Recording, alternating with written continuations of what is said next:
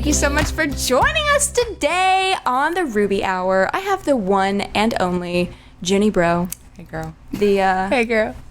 The woman, the unicorn behind Dance Lab that I know so many of us have found ourselves in, came to life in. Thank you so much for being here today. Thanks for having me. We have some things that we need to talk about. Oh, girl. So a big thing is we just finished up a really cool project.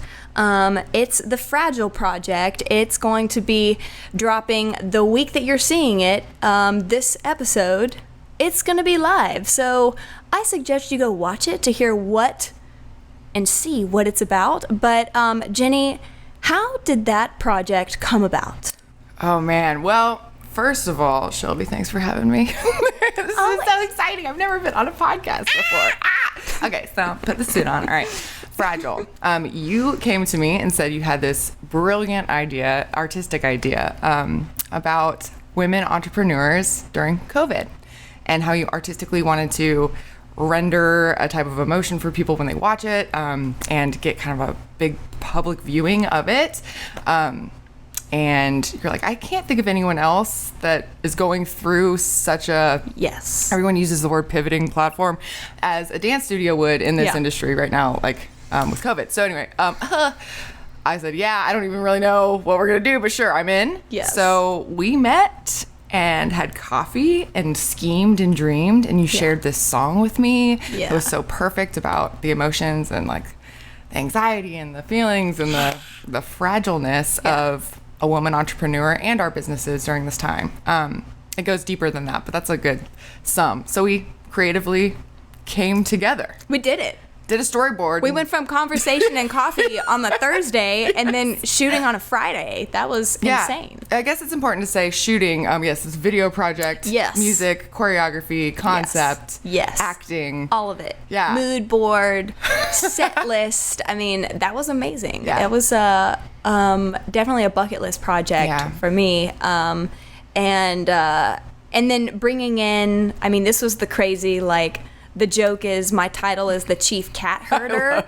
And it was like I was self-fulfilling prophecy around that title, because tracking down, I wanted to have B-roll, or I wanted to have clips of entrepreneurs from our Charleston community actually in the video, showcasing not just the artistic side, but something the moment you see like Tiffany Jackson behind her keyboard losing her shit, you can be like, I had that moment. Oh, I had that moment. Oh, being on the phone and being told I have to wait, or backlogged for 3 hours. Like, so many of those moments. That was a huge undertaking, but necessary to create something that we can all resonate with, of whether you know, I know some friends that are like, well, we didn't have to deal with going through the paycheck protection program, or I didn't have to go that way, but I had to start shooting at home, where, you know, one of my girlfriends, like, the biggest thing was my 2 boys coming in and just totally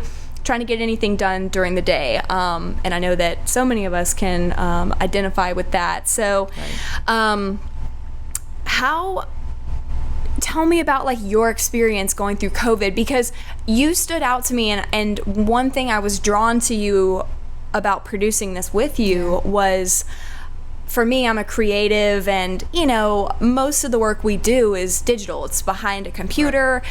For you have monthly overhead, an amazing studio space, but it's like every month, you have bills you have to pay. That's not just in this creative space. So what's been your journey? This has been nuts. First of all, I was honored and blessed to be able to express myself creatively with you. Like, it was such a calling and a need. It was like, yes, I need to express what I'm feeling, because sometimes you feel like you're drowning, or like you can't get out. So having that outlet, which we didn't have any outlets for a long time. Yes. It's coming back. Yes. But, you know, you're basically just mute and deaf and blind, right? You can't express. So thank you on that. That was huge for me, healing wise. But the journey has been nuts. Like, a dance studio business in general is difficult. Being an entrepreneur, is difficult. But in a people service industry, with a, like you said, brick and mortar, the whole thing is getting close to people, in each other's face, breathing each other's air, the energy. Like that is the business model. Yeah.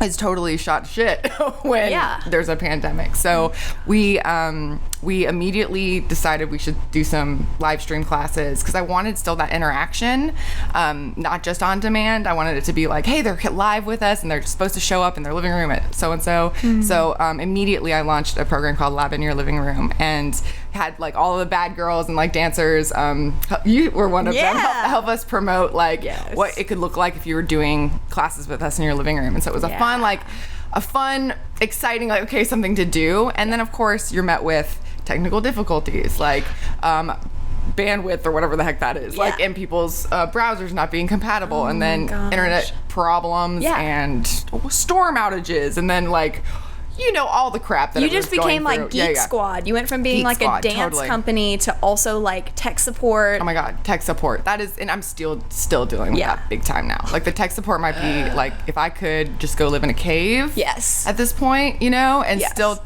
teach dance by the light of a fire, like that might be where I'm headed. Sounds kind of hot. But yeah, it does sound kind of hot. But no, the journey's been insane. It's been a nightmare. I'm gonna be real with you. But it felt like every door I would open, like 10 more would shut in my face, so I'd have to like dig my way through.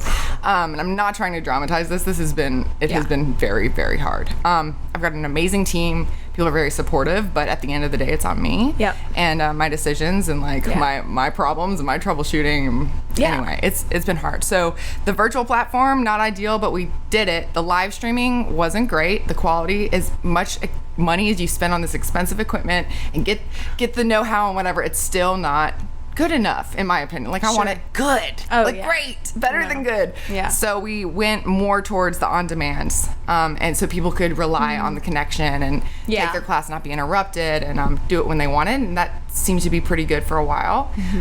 Then, thank God, Mind Body launched a platform that is the big thing about this is, how do you monetize something like that? Like, here's the link, like, passwords, blah, blah, blah. Yes. Nightmare. Yes. Mind Body is our point of sale. And so people have logins, they've got their credit card on file there. So they can like drop in now on a virtual live stream class, and we're not just hoping people pay us, or you know, I'll charge you later, or that's fine, just, you know, pay it forward. It is a viable, awesome, still service not offering. Great. You know, there's interface isn't that user friendly, but it'll get there. So it's there's a light at the end of the tunnel there. But now people are ready. I'd say about 50% of the people are ready to get back in person. Yeah. So it's been this whole mask thing, no mask thing. Can I dance in a mask? I don't want to dance in a mask. I might die in a mask. I refuse. I refuse to be around people who are not wearing masks. Like, so it's this whole, how do you play it? And I was happy that the city did a mandate that helped us a lot, because it wasn't like us just being dicks, like you have to wear a mask. It was, this is the law. Do it. And everybody's like, all right, I'll get behind it. Okay, I'll try it. And they're there, and we've got full classes again, and people wearing masks, and we're dealing with it.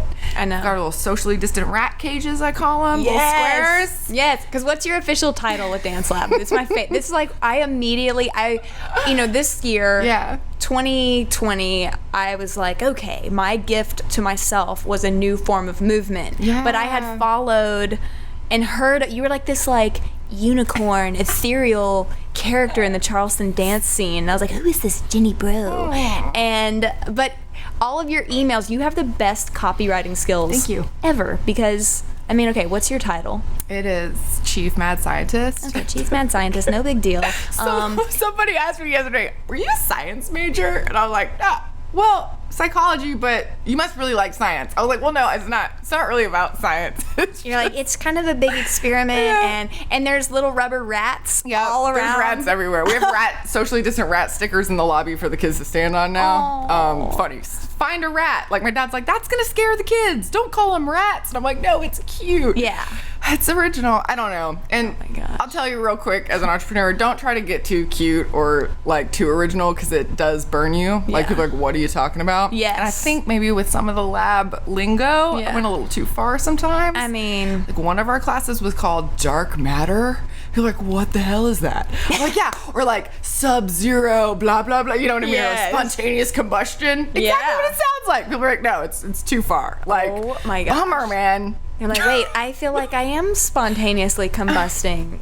I tell you, man, it was going to be like a pop-up, like you don't know what to expect. You just show up and spontaneously it happens. Okay. It's too far. Like, too much. You know, reel it in. I don't want to have to like, sometimes there's like, get clear, not cute. You know what I mean? For sure.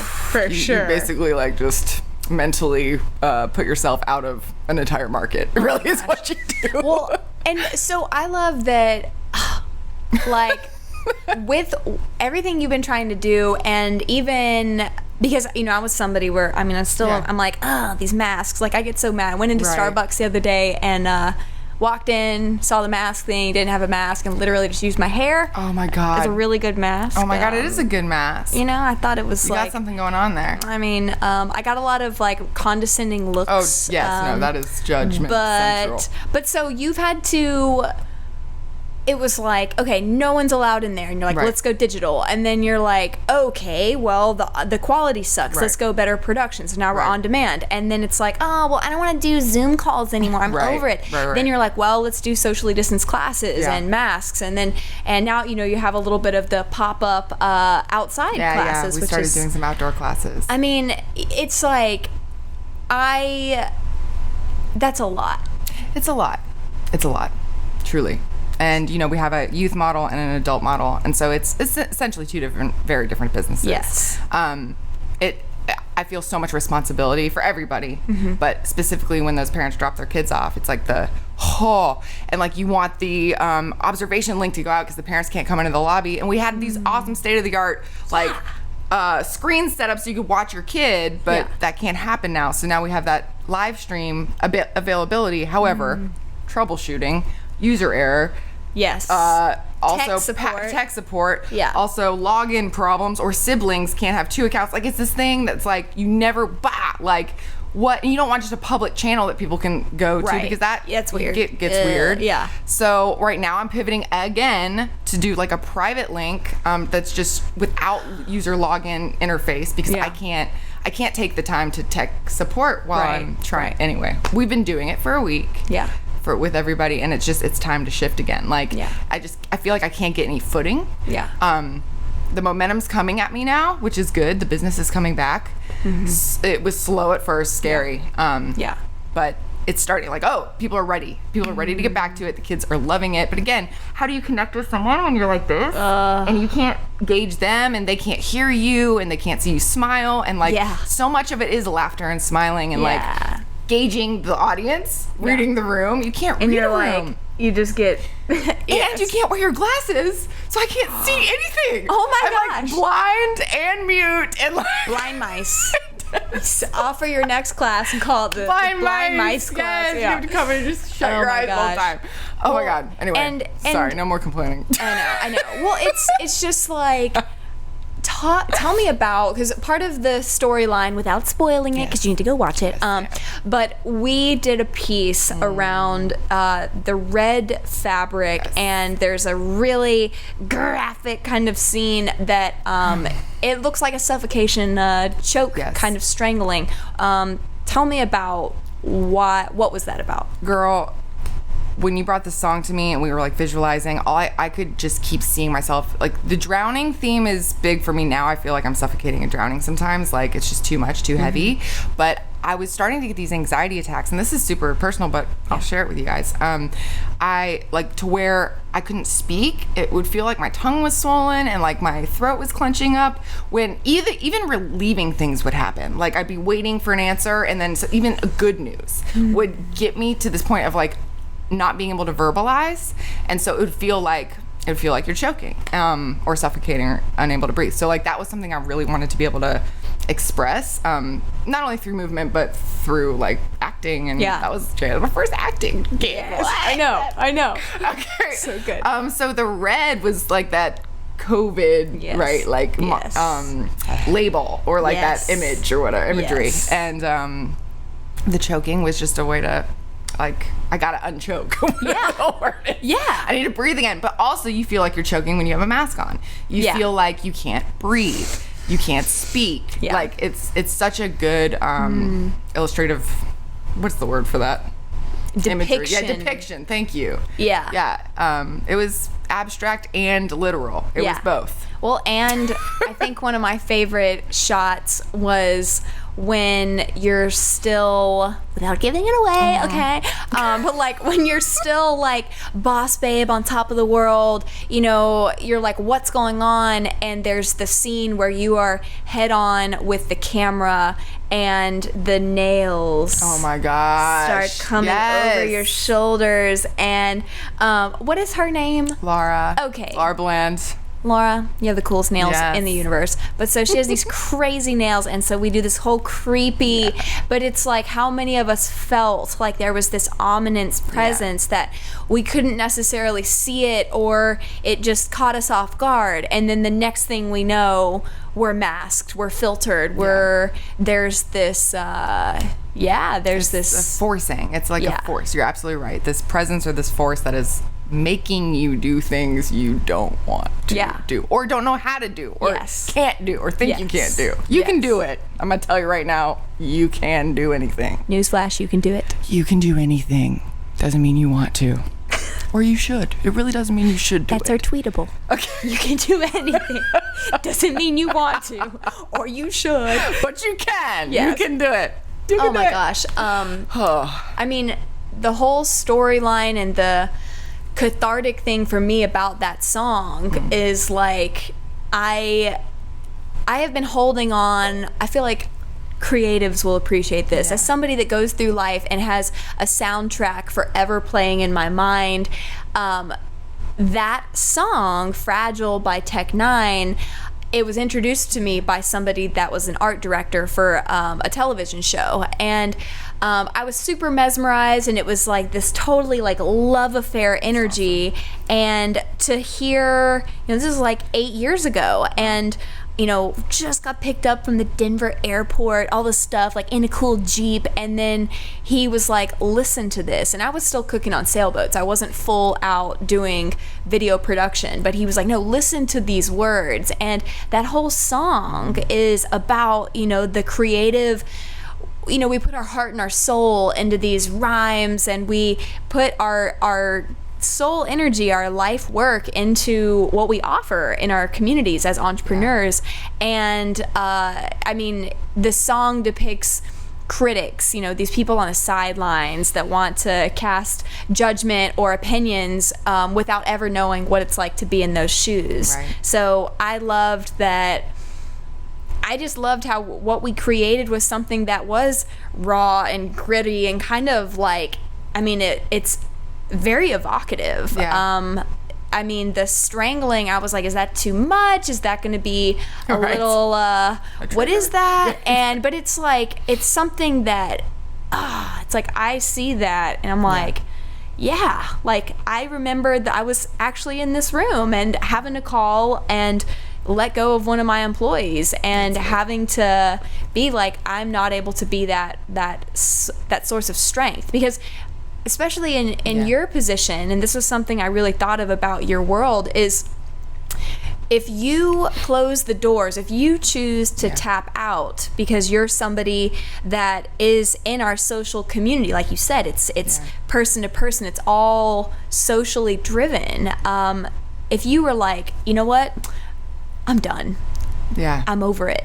There would be a wake in about 300 women's lives that they find so much refuge in this structure in our community that you've created. And so it's not just about like, oh, well, I'm over it, I want to tap out, I want to go hide. Like, I don't know, I just saw that and it was like, holy shit, that's a lot of heavy. It's heavy. It's so heavy. But when your purpose is higher than yourself, It sometimes the answer, like, even if you feel like you want to quit, because believe me, even today, like, woke up today being like, can I keep doing it? Like, I'm so tired. But it's easy. It's an easy answer. Like, it's somebody told me, you'll know when you're done. There won't be a question. It won't be like, maybe I could. And I go back and forth in a wave of like, can I do it? Can I not? Blah, blah, blah. Can I keep going like this? I'm getting old. Like, my body hurts. Like, I'm tired. Like, you know, you feel those things. But the question, I've never said like, yes, I know it's over. Like, I don't know that, so I know that it's not time. Do you know what I mean? Yeah. Even in this difficulty, like, even financially, like, you're like, how are we going to make it work? Like, there's no way. We just expanded our space, like, which was the worst timing ever. Gosh. The worst timing ever.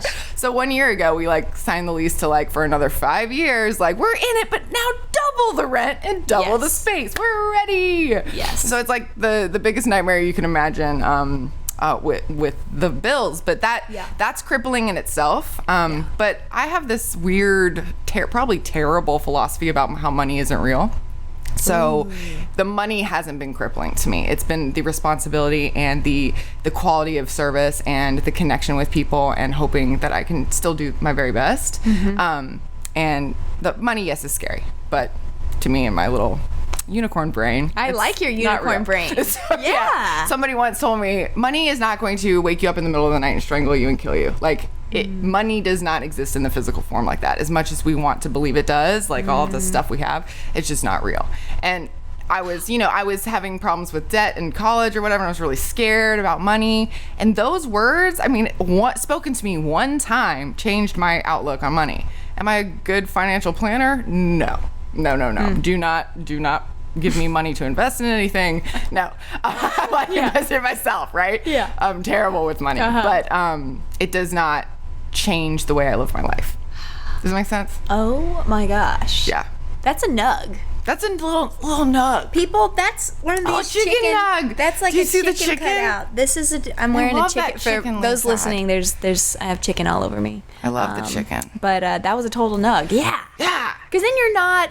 Oh my gosh! Like, can we please just put that on every billboard of recognizing? I think especially for artists as well, where there's that thing of like, oh, I have this. I mean, even this project that we produced, you know, this is something. I mean, it's like I fiscally did not gain anything. I invested into this project, but the soul payment of like how many years have I wanted to create something and have a bomb ass music video like vibey thing. It's spectacular, guys. You gotta watch it. Like I cried and I cried I can't stand seeing myself on film, so I probably won't watch this podcast, but it was beautiful. So beautifully shot.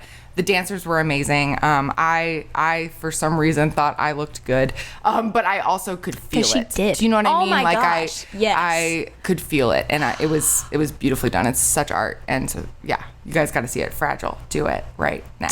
Do it. It's like there was something, but that source of pure inspiration, pure creativity, you know, it's like there's something to be said about the creative flow of that, how we literally went from like a text being like, let's make a bomb ass music video and storyboard it, and then setting up and shooting it a week later. You know, that there's something magical to that when you think beyond just, well, like what's a good portfolio thing, am I gonna be able to pay my bills off of this, and recognizing like if you create enough freedom through the choices you make in your life with I mean even like we've talked about this, like the whole COVID thing, there's a part of me that feels like I'm secretly like, this feels really good to strip all of the excessive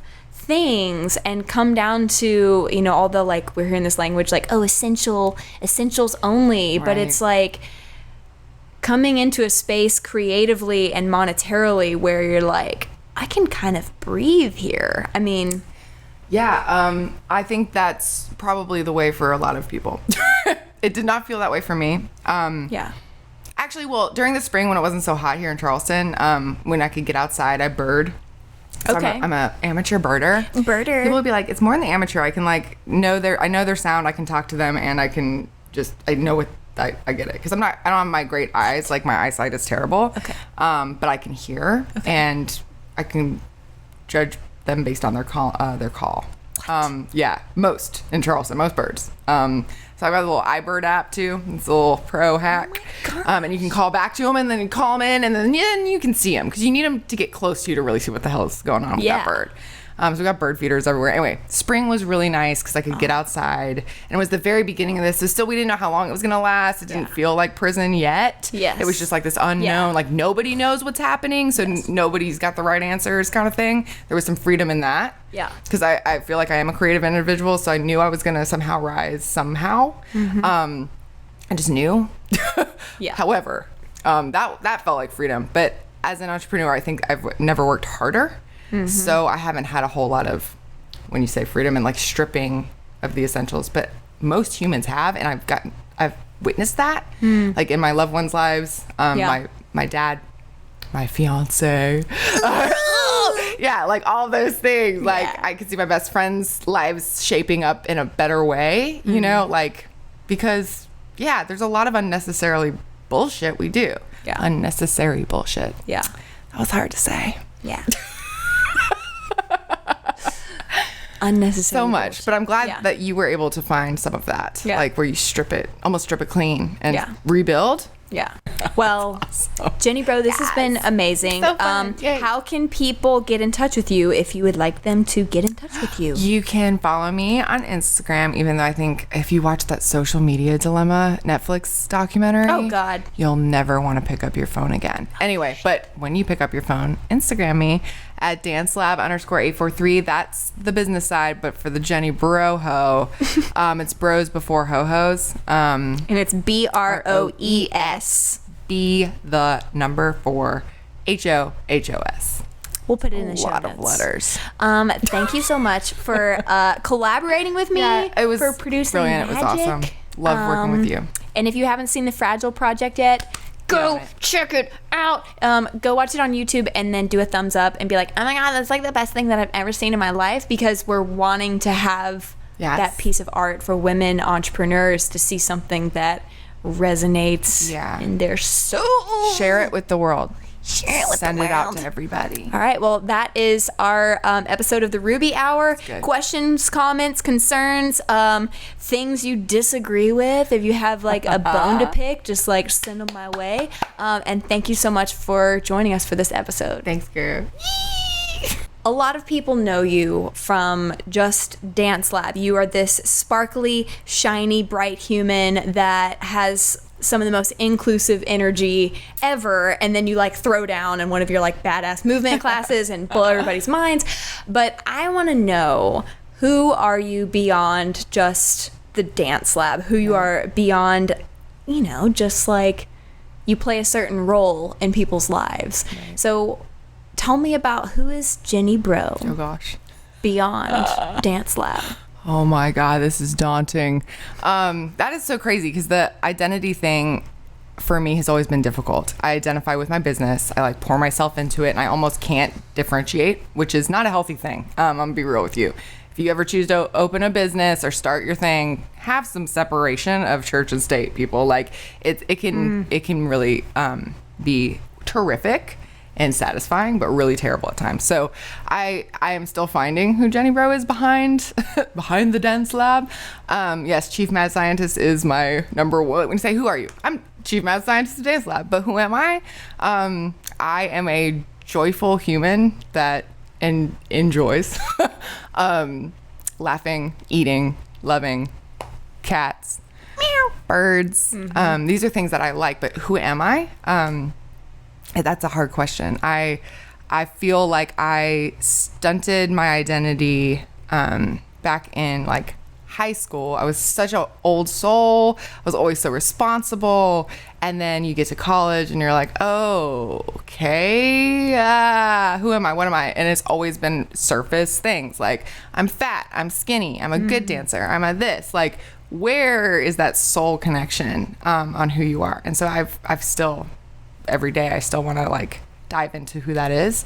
A big part of my life and my identity was losing my mother to cancer. Happened 11 years ago, and still, like, I know that I stopped a lot of growth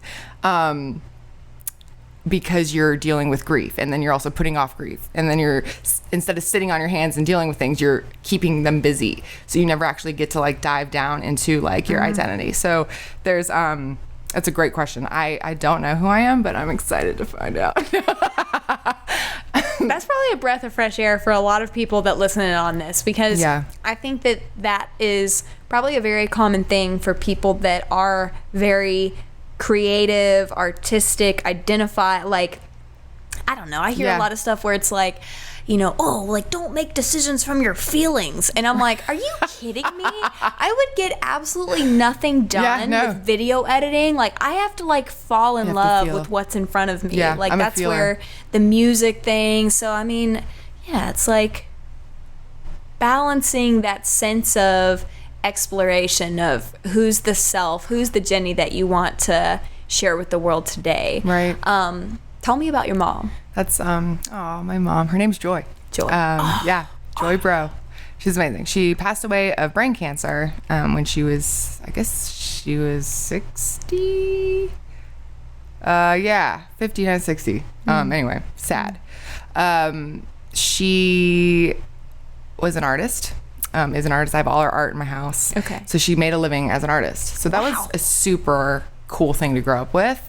Our basement was just like this artistic, like spray paint, paper making, press, like metal work, like freaking 2 stories of all this like paint and shit. Like, so I would go down there and it's like a dungeon, but like art everywhere, splashed everywhere. Like her little desk of accounting was like hilarious and like covered in like the most ridiculous materials. Oh yeah. You know, and she'd go to Michael's like every day and I would, you know, help her with those things. But I had no interest in the actual art side. When my friends would come over, they'd be like, oh my God, let's go do art. I'm like, ugh. Yeah. Can we just like watch TV and eat popcorn or something? Like, come on. But the art intrigues me now.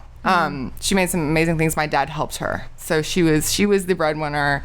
Okay. And he was her support and he did a great job with that. But she went to art shows and that's how we made a living. Like, I never wanted for anything. We were never wealthy by any means, but she invested it all back into just enjoying life now, which is good. We went shopping a lot. We would go to the grocery store, go to the mall. Like every time I go to the mall and get a pretzel, I'm like, Mom, you're here.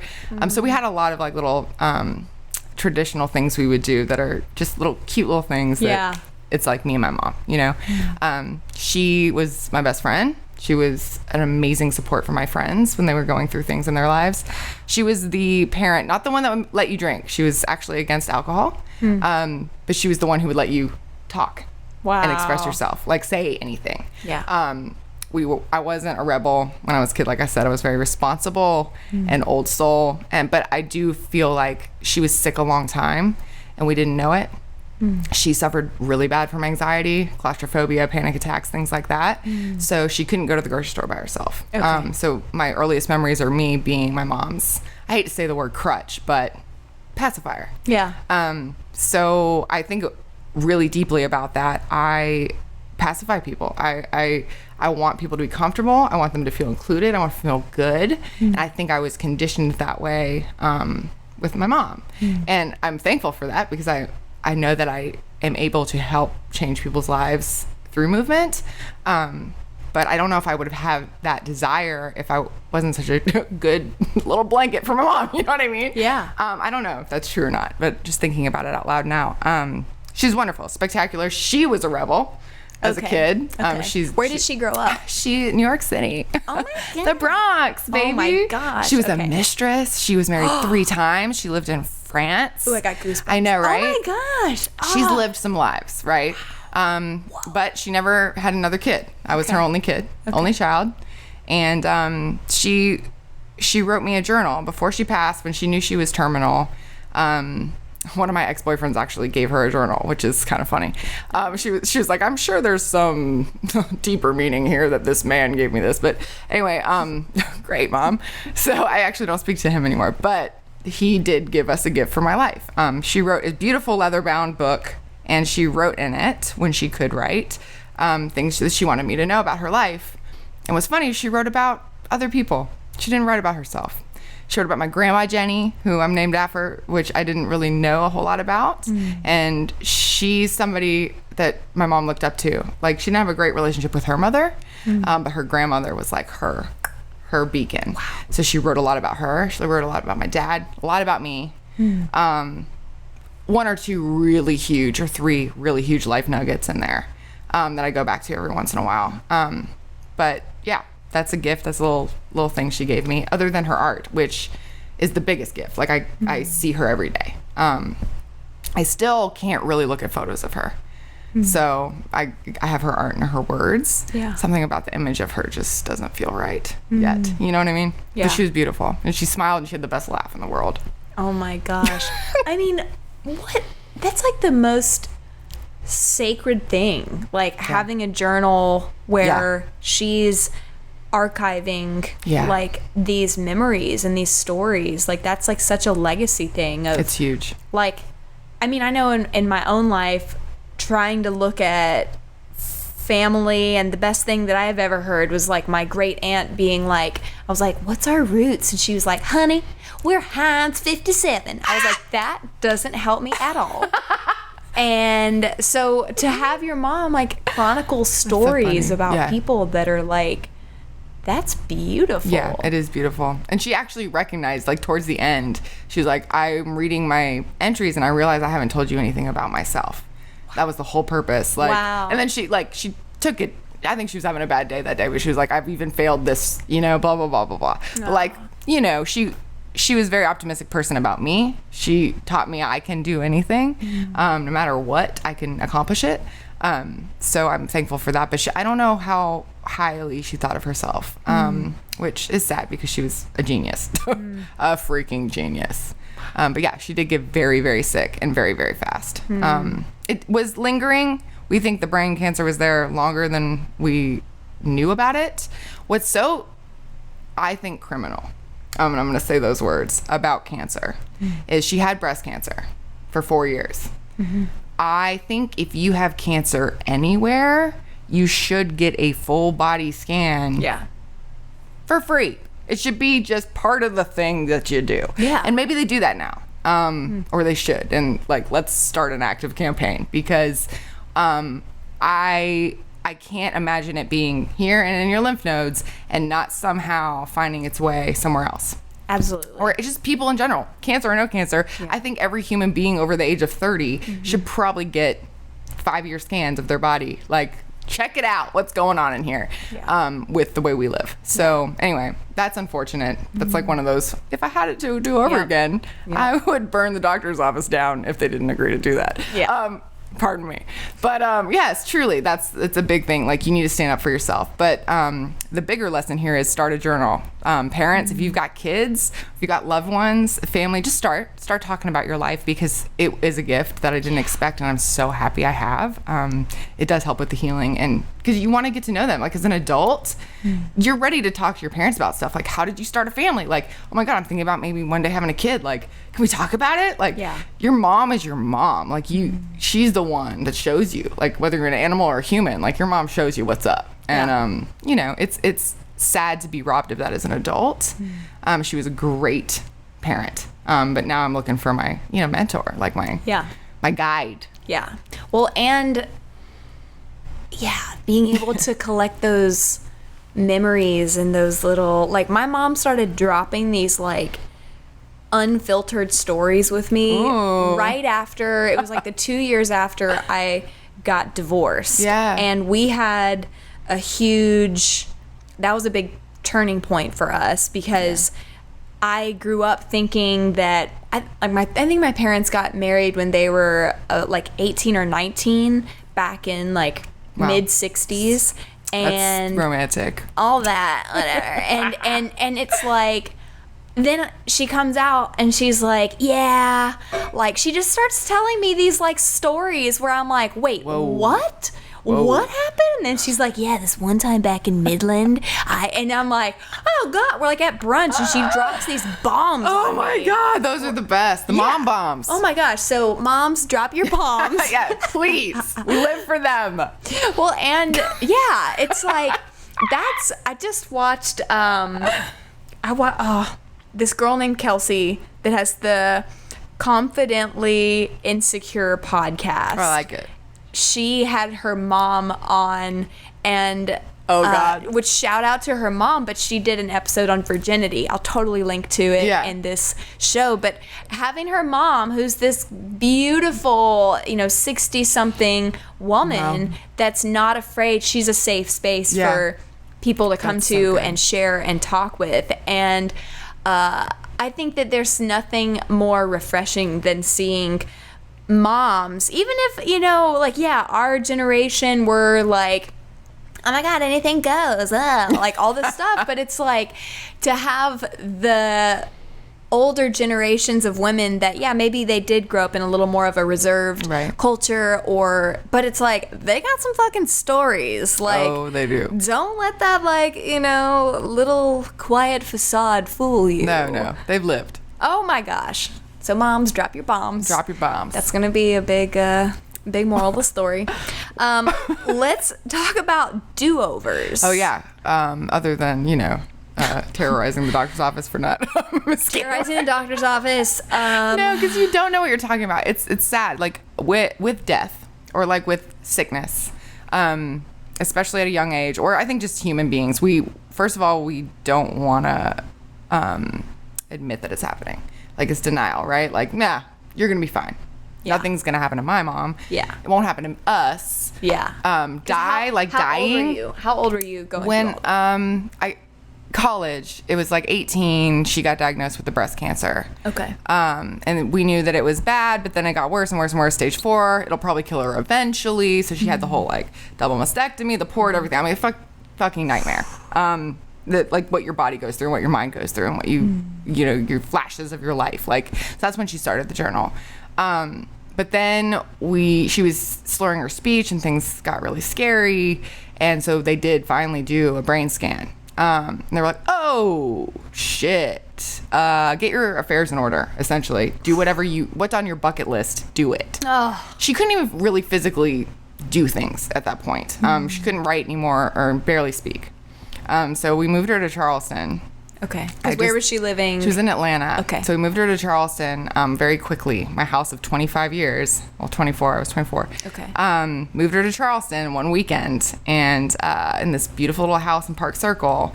And we got to take her to the beach one time in her wheelchair. She got to see the dance studio that I was working at that time, what I had created, what had moved me to Charleston. She got to see that once. And then she was bedridden till she died. She was in hospice at the very end. And I think that I have this image now, and I have these dreams of this Thelma and Louise breakout. What I would have done, first of all, I would have told my organization to F off, and I probably would have quit my job had I really known how fast this was going to happen. So do-overs, sorry organizations, if you've got a terminally ill mother, you need to make that your first priority, first of all. Second of all, I would do that over. I would just spend more time. Even though it was hard to be around. It was scary. Yeah. You want to be busy and, again, denial. You don't think it's going to happen. Yes. It happens very fast. I would totally Thelma and Louise that shit. I would put her in the car, take her wherever she wanted to go. And even if she went out like that, I think it would have been one of those things that I did all I could, But again, do-overs are scary because you don't want to regret anything in your life. But I do regret not being more active in demanding information, demanding better care in the very beginning. And I think my father feels the same way. And I think that's something that we still are not forgiving ourselves for. But at the same time, you as an individual, you're an adult. So if I were to get sick, what would I want being done for me? Part of me is I don't want to know, so the scan thing, maybe that's bad. Maybe I don't want to know. You just live your life until lights out, right? But I think I would have done it differently, Thelma and Louise. That's the best way to put it. Not drive off a cliff, but I wanted to, in that moment, I also didn't really want to live. So like, it was scary. You know, when your mom's life is ending, it feels like you're ending. Like at the end of it, like you really, like, how do I go on? Like, how is this still, how am I still here? How do I survive this? And she didn't. However, the fact that she could die and that she did it so gracefully, and I watched it happen with my very own eyes, I'm not scared to die anymore. Like it was like, Mom did it. Mom showed me how to die. Like, thanks, Mom. You died and you died. Like, you're gone, but I still feel her. Oh my God, there's been some really cool things happen over the past 11 years that I'm like, holy shit, you're there. Like, and I'm not a religious person. Yeah. I'm soulful, you know me. I'm connected. Yeah. But I want to believe in a higher power, and I absolutely do with the things that freaking happen with my mother. She's the only one that can speak to me beyond the grave, and me believe it. Okay, wait. Can you share? Yeah, there's two very specific instances that I can talk about. One, well, three, but the first one's a little trippy. So sure. I'll share the two that are beautiful. On her birthday, this was, you know, the Trader Joe's on 61, Ashley River Road. It's like a antique / used furniture situation. Place. Cool. It's not like Trader Joe's that everyone knows. Yeah, no, not the Trader Joe's, but it's called Trader Joe's. Yes. And they've got like old couches that are beat up and that they really shouldn't advertise. And they're like, you know. And there's a storefront window like most stores. I'm driving and it's like traffic and you're like, oh God, okay, just get me home. And I just bought a house right around the corner and Dance Lab just opened. Okay, my brick and mortar, I'm freaking out. We had been open maybe 4 months, not even 3 months. And it's my mom's birthday, June 24th. Driving, on my phone. I look to the left and in the storefront window is my mom's artwork. A silk screen called Rachel's Song. My middle name's Rachel. She did it while she was pregnant with me. In the fucking window. And I was like, huh? What? Someone from like Denver had sold it, whatever. I obviously turned around, and I bought it. I went in and bought it and found like the history of it. I was like, what? I don't know how long it had been there when it I'm not exactly sure. So it was just one of those speaking like, so I shared it, you know, how you post on Facebook, oh my God, I can't believe this happened, da da da. And then you forget, not that you forget, but it touched you, but you're like, coincidence, maybe. Yeah. Maybe. The next one happened this past Christmas. Okay. I'm really into birds. I just made a bird room. The guest room is filled with birds. It's like bird. Put a bird on it. Yeah, and I was like, I really need some bird art. And all my mom's art is everywhere, and I really need some bird art, okay? So I put it out there in the world. I just wanted some dang bird art. Maybe I'd find some, whatever. So I go to my aunt's house for Christmas like we always do. And I'm driving up, and she gets to the door, and she's like, I have something for you. It has to be for you. I don't know who else it would be for. It's yours. It's got to be yours. And she pulls this, like, you know how you have, it's like the cardboard color wrapping paper. It's just shitty wrapping. Oh, yeah. Right. So she pulls it out and she's like, open this. I was like, what? And I open it and it's this beautiful silk screen of birds with my mom's signature on it. I was like, what? What is, my mom made bird art? What? How did you know I wanted this? She was like, I didn't. This showed up in our packages behind this chair that they keep all their Amazon packages for Christmas presents. She goes, it was stuck to the back of the chair. I was like, what? Like, stop fucking with me, Annie. Like, damn it, no, it wasn't. She was like, no, I don't know how it got there. I don't know where it came from. I don't know if it was in all of our stuff when we moved here, however many 10 years ago, or if it got pulled from the attic somehow by attaching to something. Maybe we could explain it that way, that your mom gave this to us years and years and years and years ago. But there's actually no explanation. I can't even really explain it. It was behind the chair. So gosh. Kevin brought it out thinking it was just another Amazon package. But it wasn't. It was my mom's art, a bird art for me.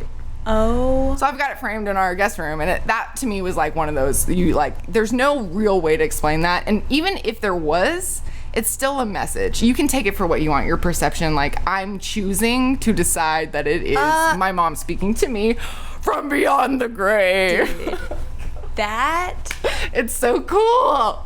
What? Like through her art. That's like the most special thing. It's not just like, oh, well, this plate on the wall moved and it's like, that's such a specific, that's the language she spoke. Yeah, for sure.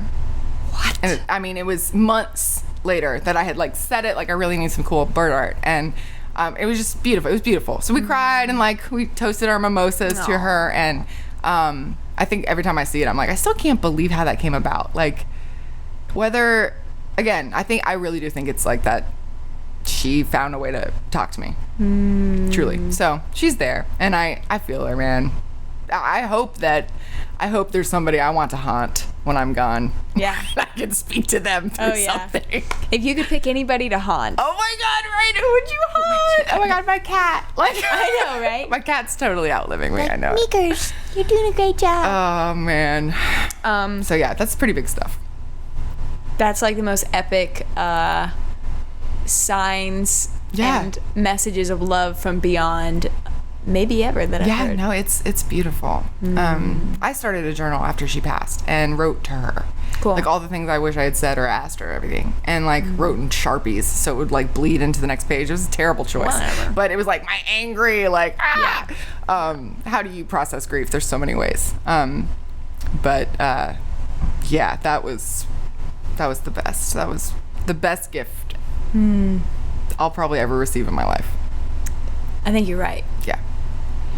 Pretty freaking cool. That and maybe the black diamond. Oh my God, the black diamond. She has a black diamond on her hand. Mike Quinn. Mikey did really good. Love of my life. Okay, wait. I need to hear, how did you meet Mike? Oh my God, on a gig, right? Actually, one of my exes, I'll just throw the word ex in there. Oh yeah. Good friend. Yeah. He put us on a gig together. Okay. But we had already broken up. And I was, you're heartbroken. You're like, I'll never love again. Yeah. Like my life is over, right? Whatever. Met Mike Quinn on the phone talking about doing this wedding fashion show thing. It was like the first dance, like look with a live band and then dancers on a runway with like a costume change right in the middle. Anyway, it was a big ask. It was super dope for Fashion Week. And heard Mike Quinn's voice. Fine, good.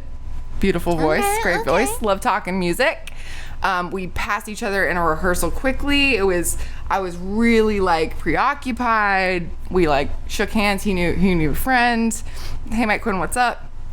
Cool, good energy. But like again, just like a blimp. You're just like, Mike Quinn. Too preoccupied. Then at tech rehearsal, under the tent, he shows up, suit, sunglasses, saxophone. Okay. And my dancers are doing their thing, and the event planner was being pretty unreasonable to me and speaking very condescendingly to me about logistics and things that like I did not see a problem with but didn't really understand what her deal was. Mike came over, and I call it bitch slapping, but he did not physically talk to her or touch her. He just spoke to her and smiled and took care of it. Like, and then we did our tech, and I had never heard him sing or play before. I'm talking mouth on the floor, like I don't think I've ever been so starstruck in my life. Like never cared to like really love a performer like this. I fell in love with his charisma, his boss attitude, he's the most attractive human being I've ever seen in my life. I've never fallen in love at first sight.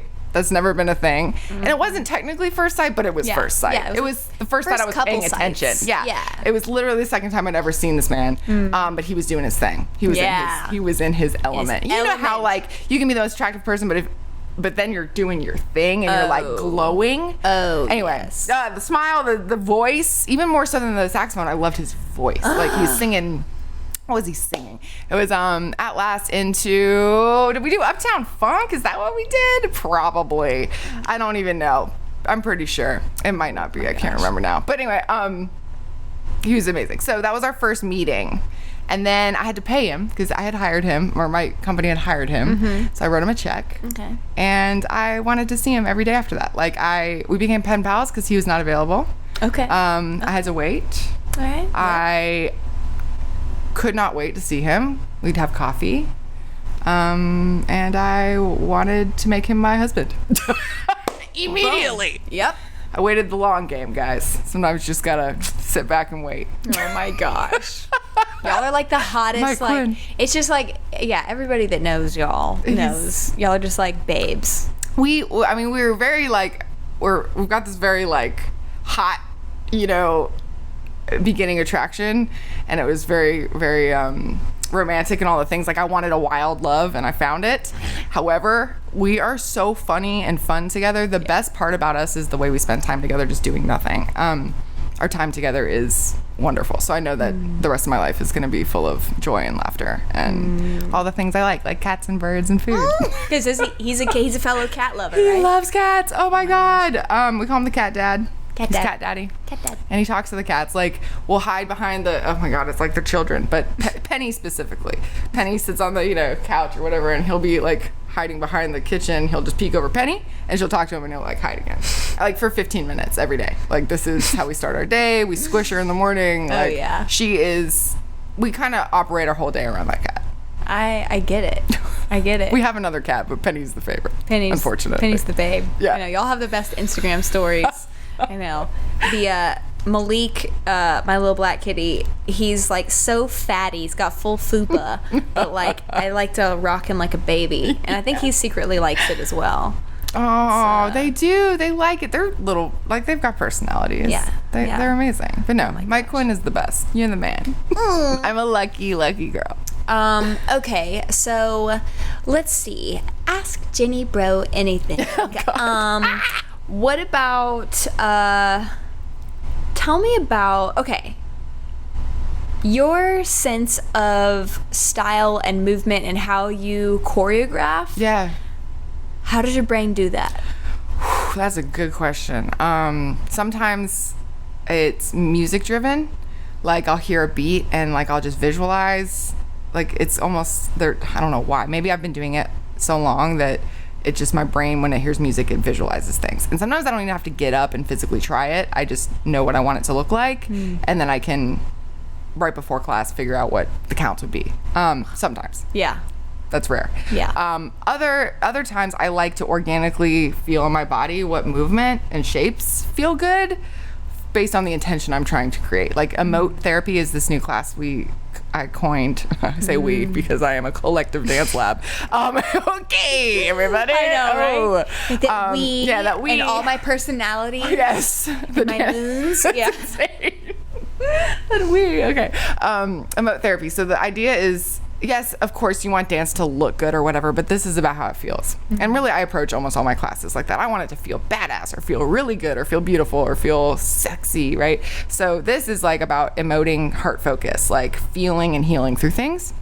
And so the song is obviously important because it triggers people and makes them feel certain things, or the beat or whatever. But more so than that, I like the ooey gooiness of the organic movement from one point to the next. And usually it's weight shifting and what doesn't feel forced. And of course the appearance of it is part of it, but I try to choreograph sometimes without a mirror just so I know what feels good. That's a new approach, and I do like it a lot.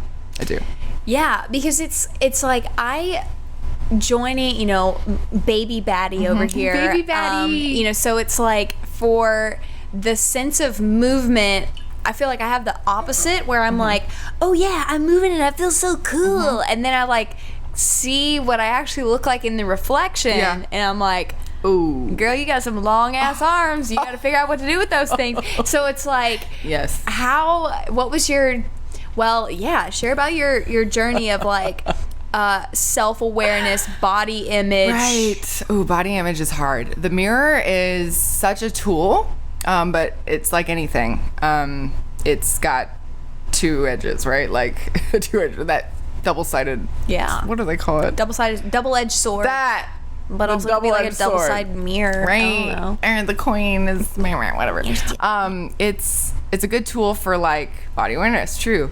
But it's also a good tool for you to be so self-conscious that you can't function. Yeah. Or that you obsess. Or you compare. Brittany, my best friend, Brittany Brown, she called me today and she goes, comparison really is the thief of joy. Like, I cannot I can be having the best time, and then if I look at my friend that has this, and this, like, I want to be happy for her, but like, oh my God, how do I even compare my life to that? And then there's no reality there. Like, the comparison thing with body image is super disabling for me. Like, Instagram models, like, I have such a trigger with that. Like, I want, just like in my services, like, visually, I want to look a certain way.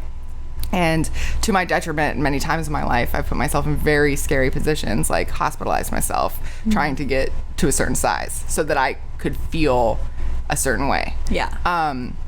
Valuable, I think, is the word. Worthy. Like, if I didn't look a certain way, I wasn't worth shit. Like, that's so gross and so awful, but like, it's still hard to get through. Yeah. So the mirror, I don't think helps. Dance imagery, the clothes that you have to wear, the leotard, like, you feel fat the second you eat something. Like, so like, don't eat. Just don't eat. And when you do eat, make sure it's water and no carbs. And like, then you have no energy. And, then your heart rate's really low. And then you hospitalize yourself. So don't do that. Some people purge, right? Yeah. The body dysmorphia in dance is really, really bad. And the industry perpetuates it by not allowing, ballerinas to be over a certain weight. And I get it. I get the image of like the creature or the animal or the art needs to look a certain way, and like the technique, and like there's safety issues. Like, if you're on point shoes and you weigh a certain amount, like maybe you'll hurt your ankle, like things like that. I think it's all crap. I guess I get where it came from, but I think it's crap. Anybody can move beautifully and should be able to move beautifully. And modeling, like, I love that all body sizes are beautiful and are being depicted more now. I know. Yes, it's awesome. Like, I love seeing that. Like, holy shit, like, you're human. Like, this is our body. Everybody looks different. Let's celebrate it. But dance, we were talking about this earlier, is the only industry that I can think of where your image is so scrutinized. Like, musicians can look pretty much what they want to look. Yeah. Artists with a paintbrush, yes. Are they the actual art on the canvas? Right. No. So the dancer is the art on the canvas, I suppose. But what? Why does it have to be one shape? Like, no. So I try to preach that, but I also need to own it, because I am so hard on myself in that dang mirror. Growing up as a kid, always thought I was fat. I look back at pictures, I'm like, dang, I was looking good. Yeah. What is wrong with me? I know. Why? And every year you look back and be like, I was killing it. So it's like, next year you're gonna look back and be like, you're gonna be like, girl. Yes. I know. I have this theory around like, 90s fashion with the high-waisted bikinis. I'm like, because I have very high hip bones, and I'm like, what the fuck? Like, the trends just don't, like, if I was born in the 80s, so then I was like rocking it in the 90s, I would be like the absolute, it's like I want to make something depicting like Savage Fenty, like Rihanna's lingerie line, where she's building it around the feminine eye, what we find sexy, not like, oh, that's like what I saw in the latest porn video. But it's like, no, like, how do we feel good, and like owning our curves rather than like, oh fuck, I have a curve, so trying to hide it. I'm always just trying to, like, we want to be like zero, we don't want to take up any space. And that's about the movement, back to what you're saying, the journey. Like, there's certain things that in dance, well, right now we're on our socially distanced squares, so we can't take up as much space as I like to teach. Sure. But I don't want us to not exist. We exist, so we need to take up space, and we don't need to apologize for it. So, like, take up as much space as you can and you want, Get in there. Don't hide. Like, we're trying to, like, cover and hide and blah, blah, blah. Like, what is that? Disguise. Yeah. Disguise to nothing. But no, we exist. Let's be here. Let's brighten it up. I 2 days ago jazz walked up and down the entire Folly Beach pier like 45 minutes. I was channeling my inner Jenny. Jazz walks are the best. I was like slightly turned out a little, and really getting and I was going slow. I was going to the beat, and I was walking past people, and I had this whole, like, I was into it. They were looking. They were looking. They were feeling. They were looking, and they were like, liking. She is gonna jump off the pier next. I don't know. It's a little dramatic. Yeah, kind of. I love it. Yes, the grocery store is a good place to do it too. really get some good looks. Tell me about, like, how do you find your music selection? Because you pick, like, the hottest songs. Oh, man. Like, lately, because I am a Netflix couch potato, you know, all the nasty things on Netflix, man. Like, all the, like, series and some of those really, like, you know what I'm talking about. They probably should be rated certain things, but they're not. Foreign films. ooh. Their soundtracks are so fire. And horror movies. I'm a big horror movie. Like, I love it so much. Mike will not watch them with me because they are like most of them are very terrible. It does not help my anxiety at all, but I love it. I like feeling scared. Okay. But like the adrenaline. There's like something sexy about it to me. It's weird. Like, I like the, oh God, you're gonna die, but like you're not gonna die. Or like, you know, just the whole like angst. You know, we're on like a lake boat and like there's something going on in the back, and they're like, oh, what is that? Like, is that a monster? Like, that's why y'all like calling Penny's name around the corner, and you're like stressing out. I like it. I like the witch stuff. I love the ghost stuff. Oh my God, the ghost stuff is so good. I love it. Anyway, but the music in those movies, is really wonderful. Yeah. Am I missing out? You are. The music, truly. This latest one, the Babysitter Killer Queen or something, hilarious, by the way. Laughing the first 45 minutes. I mean, it's a spoof of a scary, but there's some gruesome shit in there. But the soundtrack, last night, that's where that came from. Oh God, yep, that was like a hot, hot, but deranged. There's got to be a little darkness, kind of into it, a little deranged. Okay, yeah. Okay. Soundtracks. Speaking of deranged. Yeah. Okay. I just found out about this thing. Okay. I feel like 75% of the people that listen to this is women. So like, all right, I'll buckle up for this thing. Ready. I just found out about there's this thing about men find when a woman has a slightly lazy eye and she kind of looks like she's like orgasming, that like it's like a big secret turn on for a lot of men. A lazy eye. Yeah. And I thought that Chris was making a joke. Like I was like, you're just trying to tell me information so that I look stupid when I reference it. But I just checked with one of his buddies. So they're the only two guys that have ever heard of that or thought about it. But I did not. I didn't know these things that light up our sense of sexuality. Okay, but how do you, besides lazy eyes, like I've been doing it wrong. Well, like so I can do this thing with my eye. Can you? Okay, I can look at. Oh my God! Yeah, no, that's hot. So I get it. And just you know, it's I didn't know that should have been my number one move. I didn't know. I just started the Bumble friend dating, like the BFF where you get thing. to like make friends. Yes, and I've never had an online, I've never done the online dating thing in any form. And you have a profile? Yes. Oh my God, what does it say? Oh my God, what does it say? My headline. You ready for my headline? Yes. The 6th unofficial member of the Spice Girls. Oh yeah, get it. I like it. That's my thing. Good. And are you in that outfit? I hope. No. You need a new picture. I know, I do. But but like this whole thing of like trying to maneuver through meeting people. Right. First of all, the online trying to make friends, like that's just so against everything in me because I'm like, I don't care how fucking witty your text messages are. If you have 25 minutes to formulate 2 sentences, I don't know how you are off the cuff. I don't know about this thing. There's no realness there. But sense of like sexuality, your sense of like how have you, this season is all about embracing sexuality, embracing your sense of, you know, like owning whatever it is that you're wanting to demonstrate in the world. And you're somebody that, whether you consciously do it or not, you give other women permission to explore their sense of like prowess or power. So what lights you up around that? What are your muses? What's been your journey with that?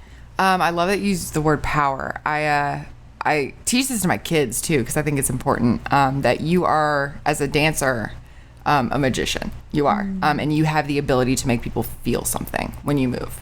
Not only can you feel, it's like a double thing. It's the double not edged because it's not bad. It's both good. Double whammy is kind of where I was going with that. You get to feel it. You elicit feelings in you. And the way you move and see yourself makes you feel a certain way, but it affects others. So you have that power to hold on to the music a certain way, or to accent certain things, or to texturize your language, and make people feel. So in a more powerful way than I think any other art form, personally. Music is big. Music is big. And the musicians are feeling. Oh my God, they're feeling. Especially the really good ones that can really get into it, you know? So people would argue with me that music moves people more. And maybe I would agree because I like to dance to music, so I get it. I get it. But dancing to music is even bigger. So double musicians, whammy. you can suck it. I get to feel your music and feel my dancing more than you feel your music, I think. I actually know. I know it. I don't play a musical instrument at all, but I know it. We know it. Okay. We know it. Dancers win. Okay. So powerful. Yeah, I think the power is the point. But as women, as adults, there is this kind of sexual, sensual nature in movement as a woman. I think men can feel that too. I don't want to just say women. Sure. But we are the bad girls club and the dudes. So we, I do like to encourage people to feel sexy and feel good in their movement. And the power does have a play in it. The controlling your body to that music is a big source of power. What about the fact, like, it resonated with me so hard that it's like, okay, it's like the bad girls club. And I don't know if you or Brittany, the like Charleston ass clappers. Oh my God, like the twerkers, our hilarious. Troupe, right? Yes. So you play on this edge of like, oh, that's a little taboo, and we're in Charleston, we're in the South, and a woman named Chelsea Ray. She's one of the baddest girls I've ever met, meaning like so beautiful, so fierce, so powerful, so into her sexuality, so gorgeous to watch dance. Was teaching this class called Bad Girls Club, and it was kind of dirty, kind of sexy, kind of nasty, kind of fun, tons of fun. And it was awesome. And I had been teaching this thing called strip aerobics, and we kind of came together with this idea of empowering women. And she ended up moving to Atlanta, but I asked her permission. Can I use the term Bad Girls Club for this company? I think it's a great outlet for these women. It wouldn't necessarily just be the class. It'd be like the club. It'd be the club. Would be a club of, because it is like women. a club. It's not just like, that was something I wasn't expecting this last season, was like, it's not just like show up and you're going to be in this performance, but you are like, congratulations, you're here. You know, like, welcome to the club. It's a club. It's a community. It's a family. It's a community. Like, socially distant lately, but we're still gonna do things. I mean, you know, I joke, we're like slumber parties and like brewery outings, but we do that, and then there's like this sense of family when you get on the stage too. But yeah, you do train together. But no, Chelsea Ray is the muse behind the Bad Girls Club image, and kind of that phrase and that like meaning. And we just took it to another level at the lab for it actually being a dance company called the Club. We'll call it the Club, but now we're including guys, so it's hilarious. We say the Bad Girls Club, and then in parentheses, we're plus like, the dudes. Plus the dudes. And the dudes. Yeah, because, you know, the dudes are just as hot, just as great. So it's fun, but it's also fun to really empower women. That is a great part of my day. Best part of the day is teaching a class and then seeing the high and feeling that high off people, and I'm getting it and being, oh my God, like that was so fun.